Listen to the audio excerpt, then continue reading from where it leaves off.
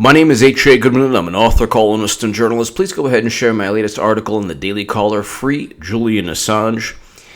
I am going to be coming up and starting a great new channel devoted to my love and appreciation for the Second Amendment. Watch out for that. That will be up very, very soon. This is unbelievable. So before I read you what this segment is about, Comey to Long Island Association. Trump is unethical. Interesting. The ex-FBI chief who was fired last year by President Donald Trump spoke Tuesday at a Long Island Association luncheon in Woodbury. Former FBI Director James Comey, in an appearance Tuesday before the Long Island Association, criticized President Donald Trump as unethical and said the administration's relentless attacks on federal law enforcement institutions are making the nation less safe. What a bunch of nonsense. James Comey utilized the Steele dossier, an unverified, salacious, gossip-filled bunch of nonsense that emanated from the warped brain of Bimbo Dickens, Bill Clinton. His new name is Bimbo Dickens, Bill Clinton. And this is a guy, James Comey, who lied under oath regarding exonerating Clinton before her brunch or tea with Peter Strzok. It wasn't an interview. Certainly wasn't an interrogation. This is a guy, a chief that people throughout law enforcement and people throughout the country has said, my goodness, this man is not only unethical, he has destroyed the reputation of the FBI single-handedly. Well, even Andrew McCabe is saying that Comey's lying. Why? Because Comey's saying Andrew McCabe is lying. He presided over an FBI where the highest levels of management, the highest officials were all corrupt. Andrew McCabe was fired. He lied under oath twice, lied a total of 4 times. Peter Strzok and Lisa Page presided over a cover-up. Oh, and let's not forget McCabe got $700,000. Or let's not also forget that James Comey looked into Hillary Clinton's innocent eyes and said, well, she didn't mean to pay Brian Pagliano $5,000. And I have an amazing, awesome subscriber who's been watching forever, and I want to thank you for watching, and you are 100% right. I want to just give a shout out to this gentleman. He is awesome, and you're 100% right, and I try my best actually to go ahead and make and specify this fact. But I want to thank, I believe his name is Ellison Horn, and I want to thank Mr. Horn for watching.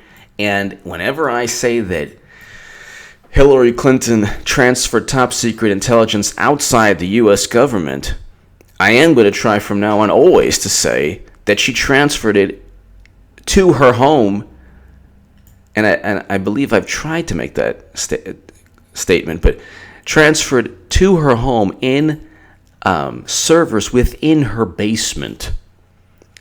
So servers within her basement in her home. So it's bad enough she transferred it outside the U.S. government. Ellison Horn, right here. So Mr. Horn, thank you. So he wrote, you keep saying Clinton stored government secrets outside the government. Stop it. It means a hell of a lot more when you say she stored them on a private server in her home, and I am 100% in agreement with you. Please say it every time you mention it. Okay, so I'm going to say it every time I mention it. Instead, I'll just say in her home. And that is 100%. So here you have, and I appreciate Mr. Horn, Ellison Horn, for watching. He's watched this channel a long time. She transferred top secret intelligence to her home, to her home servers stored in her basement. She used a Microsoft Exchange 2010. She used Microsoft Exchange 2010 software. But I'm not even getting so this is the basis, I guess, for the segment. DOJ responds to request for info on Comey's law professor friend. Here's a guy who tells people in Long Island that Trump is unethical, and he goes ahead and leaks memos deliberately that he's not a whistleblower. He's doing it for a specific purpose. Here he is leaking memos, and I'll read you.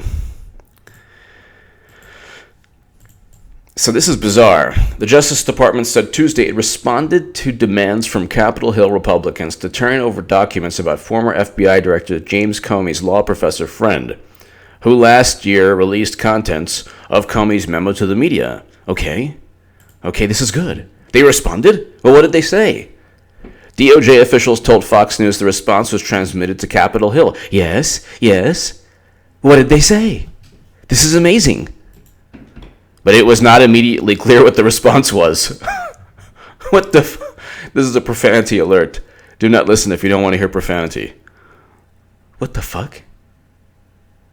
This is like watching a Stormy Daniels video like on DSL or when the internet was first starting. It's like, oh, no answer, no nothing.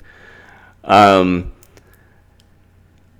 House Oversight Committee on Fox News. The House Oversight Committee told Fox News it did not receive any documents from the DOJ, but did receive a verbal response. This is and expected to get the documents by Thursday. This is the verbal response. Profanity alert, do not listen if you don't want to hear profanity. But did receive a verbal response, fuck off. That's what Sessions, y'all can go, this is a profanity alert, y'all can go fuck yourselves. I'm not going to give you shit. You've been busting my ass. You know damn well I'm presiding over a Justice Department that's corrupt as a $3 bill. But did receive a verbal response and expected to get the documents by Thursday. Okay, so that'll justify the title. They're getting the documents by Thursday. The verbal response was F off, but here's your documents, we hate you. That's the disdain that the Justice Department and FBI, CIA, like the disdain, like the people, this is what happens if you're watching from another country. This is how American politics works. The people, through Congress, if you called up, believe me, if you called up Adam Schiff, like he would never answer your call. But if you said you were like two Russians, he answered the call of two Russian journalists, Vovan and Lexus, two people I interviewed, awesome guys, and I interviewed them on my channel. But he only answered them because he thought they were Ukrainian oligarchs or politicians. If you were to call and talk about climate change, let's say you're, whatever, you want to talk about anything, foreign policy, they won't talk to you. If you call to give $1 million, they'll talk to you, believe me. But the American people through Congress are like, can we please find out if you engaged in a coup or unethical and criminal behavior to frame an incoming president at the behest of Hillary and President Obama? And each department, each part of the government, are like, no, we're not going to tell you anything. You're going to have to try to twist our arm and threaten us through subpoenas and through contempt and all this, and then maybe we'll give it to you. I don't know, whatever. The IG report is going to be fantastic. Earlier this month, House Judiciary Committee Chairman Bob Goodlatte, Virginia, and House Oversight Committee Reform Committee, House Oversight and Government Reform Committee Chairman, I don't want to sneeze, Trey Gowdy, made the request for records on Daniel Richman in a letter to Attorney General Jeff Sessions. So here's James Comey. He thinks he's slick. He's Slick Comey. Inspector Clouseau, the 6'8" Debbie Wasserman Schultz. Comey makes Debbie Wasserman Schultz look somewhat honest, which is, I don't even know if that's even appropriate. Probably not. Who's more dishonest? Who's a bigger liar? Who's a bigger Who's more dirty and underhanded, Debbie Wasserman Schultz or James Comey? Now that's a question. Like people debate, who's better, Batman or Superman, or Celtics, Lakers, Yankees, Red Sox. Well, who's more dishonest? Who's a bigger liar, Debbie Wasserman Schultz or James Comey? Obviously, Clinton is more corrupt than both of them. Yes, of course. What am I? Take a second to think of that's crazy. But who's more corrupt between the two, Bill Clinton or Hillary? That's the dynamic duo of deceit right there. Anyway, the committees are aware James Comey, the former director of the Federal Bureau of Investigation, shared or instructed staff to share at least some portions of the memos he drafted memorializing his conversations with President Donald J. Trump, the Comey Memos, to an individual named Daniel Richman. Don't you love how, instead of, this is a profanity alert, do not listen if you don't want to hear profanity, instead of just simply saying what they are, Comey wrote some shitty notes on a cocktail napkin because he's an asshole, and they're all gossip and hearsay, and he's butthurt because he was fired. Instead of that, it's Comey drafted and memorialized his conversations with Trump. Oh, he memorialized. Just like in this stupid book, he memorialized. Oh, he's orange. He has a sprayed tan. Who cares? Everybody knows Trump is like orange and has tans too much. Who cares? Who cares? It works. It works. He does him. You know that phrase, you do you. So he likes it that way. Whatever. But Comey is like, I found it offensive. I looked at him and I tried to touch his face and some gunk came on my hand and it was orange and oh. Well, I mean, when you look at Hillary, like is that a prettier sight? Could you imagine Hillary on inauguration if she won? Her hands searing through the Bible. Lightning bolts, like, on the podium there. Fox News has reported that Richman, who works at Columbia University, previously worked as a special government employee for Comey's FBI on an unpaid basis. This was just coincidence. Okay? There was nothing planned here. It was just coincidence. Comey did not plan this ahead. He did not plan this ahead. There's no way that somebody goes ahead and suddenly has a diary of his interactions with a guy that he hates, that he helped try to undermine, when he doesn't have not even one note about Obama, not even one letter. Where are the Loretta Lynch memos about her meeting with Bill Clinton? You figure Bimbo Dickens Clinton has a whole lot, very, informative.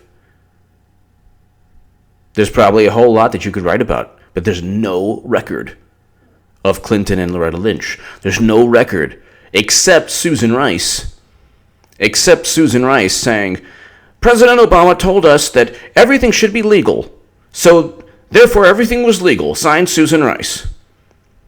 It's the equivalent of, we are not driving away in the getaway car from the bank. This is not happening. We don't have a sack full of money.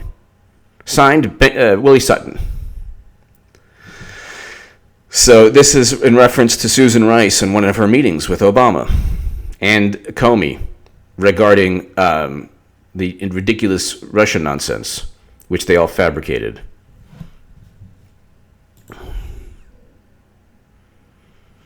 See, this is I'm just watching this. Like, Stephen King is a great writer, obviously, but this is the type of guy he is. Stephen King slammed for cruel joke about Melania Trump's kidney surgery. Why would you joke about that? Even if you don't like I don't joke about Hillary, I am trying. I always have always tried to, as much as I harp, as much as I focus, like a laser, on Clinton transferring top secret intelligence to her home. Okay, to her home. In servers in her basement. Stephen King found himself in hot water. If this is was on the side here, a tweet. Not to be snarky, but Melania can probably use a week's rest from Blabbermouth Dawn. Sounds heavenly to me. Okay, it wasn't that bad, but it's pretty stupid. Blabbermouth Dawn is president because people like Stephen King can't understand why he's president. Blabbermouth Dawn, Stephen King is going to be writing his own personal horror movie book, script, opus, whatever, on what 2020 is going to be like. This is a profanity alert. When Trump fucking steamrolls the Democrats that Stephen King loves. And then he's going to tweet, I just can't believe this country. And all these people are like, I don't know why he won. I was telling you since the day, since 2015. I was telling people in the Hill, the Huffington Post, and Salon. Clinton could not win. And the day that she lost, that evening I said, if they don't change, and it's not about, when people say that, Democrats have moved too far to the left, that's actually not it. That's actually not it. The problem with Democrats is they don't believe the nonsense they spew. They just don't believe the things they say. Oh my God, climate change. Oh my God. Fracking booms under President Obama.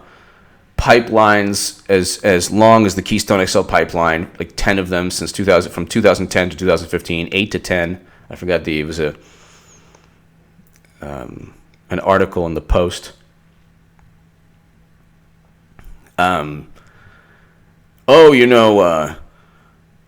Trump can't be trusted in terms of foreign policy. Meanwhile, Trump's presided over peace between North and South Korea. North Korea today said, you know what, we might pull out if we don't have certain demands met. But it's like people like Stephen King, people like in Hollywood or they think that, like Trevor Noah was interviewed the other day by Don Lemon, and Trevor Noah said, I wake up every day terrified Trump is president. Really? You're terrified that there's a good economy. You're terrified that there's peace. Hopefully, there's at least a meeting set up between the President of the United States and Kim Jong-un. You're terrified that people like James Comey and Andrew McCabe and Peter Strzok and Lisa Page and Bruce and Nellie Orr and Fusion's Glenn Simpson, that they're all exposed. You should be terrified if they weren't exposed. What do the Democrats stand for? They stand for nothing. They stand for virtue signaling and outrage and indignation and social justice warrior nonsense. And, oh my God, you can't joke about this. You can't talk about this. You're a horrible person for even thinking this. Oh, Joy Reid, anti-gay, homophobic posts. It was hackers.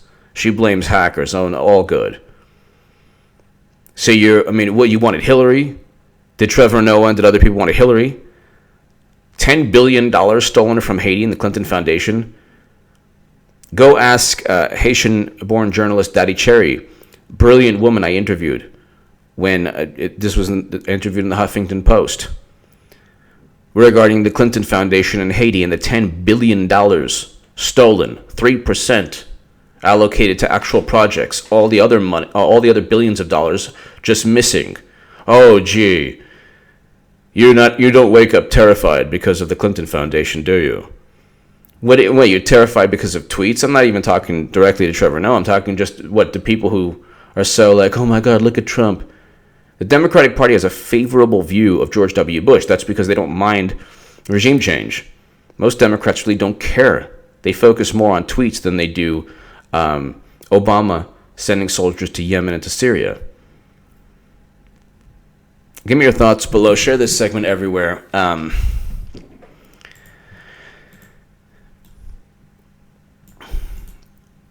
Comey and Daniel Richman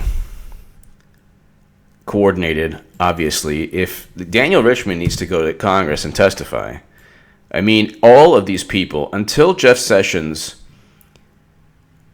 gets enough courage to do what he needs to do and simply indict Clinton for numerous crimes, specifically transferring intelligence to her home, top secret and special access program to her home, and using the Clinton Foundation as a RICO money laundering scheme. That's according to Rudy Giuliani. Richman emerged last year as the FBI's director's contact for releasing memos documenting his private discussions with Trump. His private discussions with Trump should be viewed as just simply gossip of somebody you don't like at work against you. Memos that are now the subject of an Inspector General review over the presence of classified material. Oh yes, well, by the way, according to Bob Goodlatte, Congressman Bob Goodlatte, Comey just happened to leak 4 classified memos and give his friend 4 out of 7. So he gave his friend at least 1. Sources familiar with Richman's status at the FBI told Fox News that he was assigned to a special project by Comey and had a security clearance as well as badge access to the building. What? So this was, of course, orchestrated.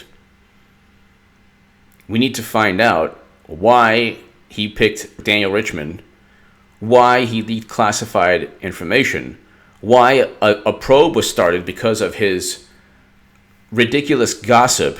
Rosenstein should have ripped up his memos. Comey's memos should have simply been ripped up as the ravings of a lunatic, or at least a disgruntled former employee. Give me your thoughts below, so we're going to find out on Thursday.